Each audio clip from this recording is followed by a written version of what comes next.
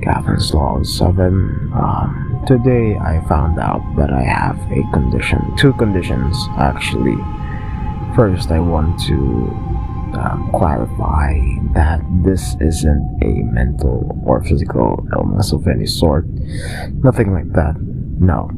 Because if I did have a physical or mental disability, then I wouldn't be able to lead in the first place. Like I wouldn't be able to, man the stations and take control of this voyage in the first place, wouldn't I?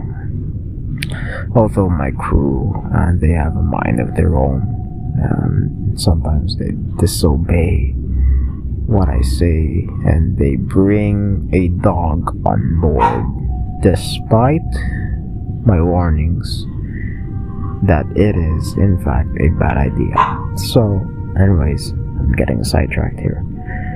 Yeah, and I wouldn't be able to articulate my words and carefully construct this bridge towards what I'm trying to say, or what I'm doing my best to say. Like I wouldn't be able to articulate my words very carefully because it takes this mental capacity to properly and eloquently put your words in a way that it would best describe what you are saying and what kind of thoughts are popping up in your head, so to speak. So what are these conditions, these tendencies?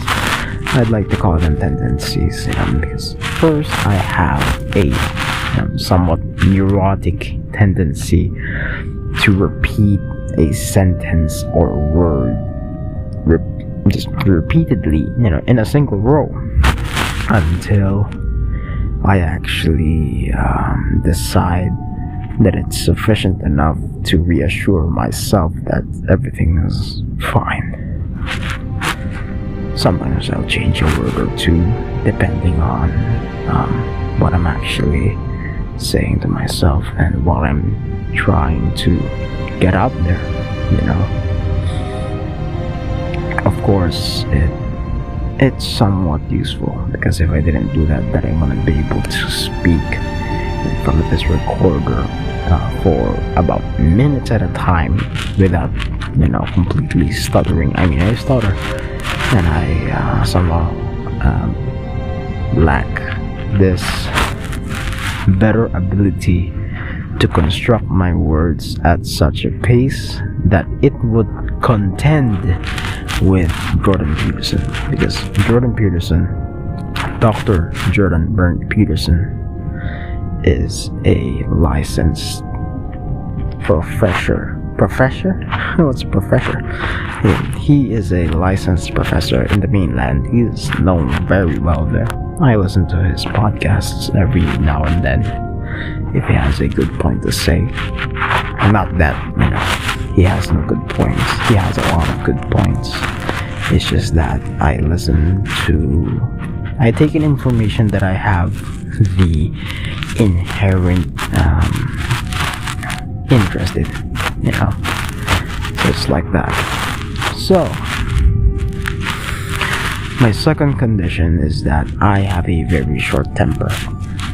And now that's a lot to say, coming from me again, that I should have a very long temper because I'm dealing with these people. Like if you're dealing with somewhat incompetent people because of their conditions themselves, it can be annoying, irritating. It's not ideal to command a ship with people that don't listen to you most of the time.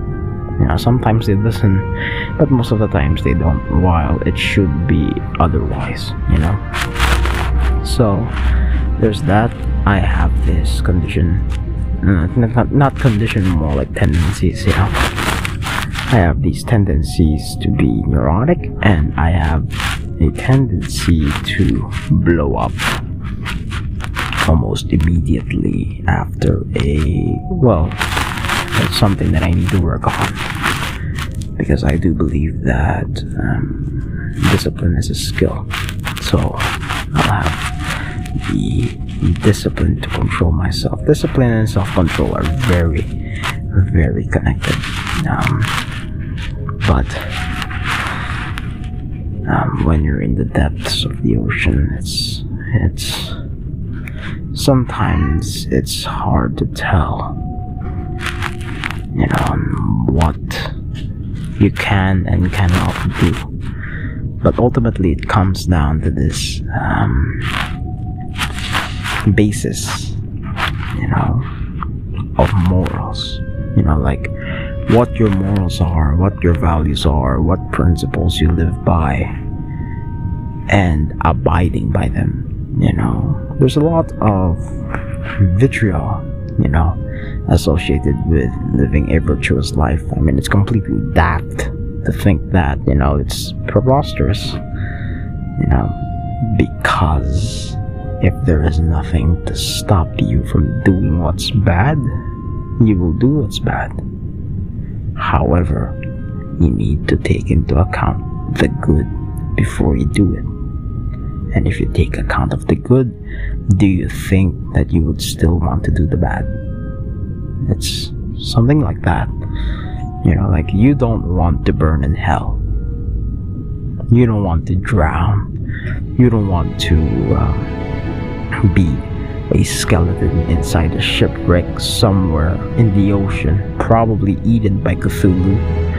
I mean, it's not ideal, It's not an ideal way to live, being slowly eaten by deep sea critters, or you're just rotting there, lifeless. Like it's not ideal at all. So, anyways, where am I getting at this? Oh yeah. We are still lost.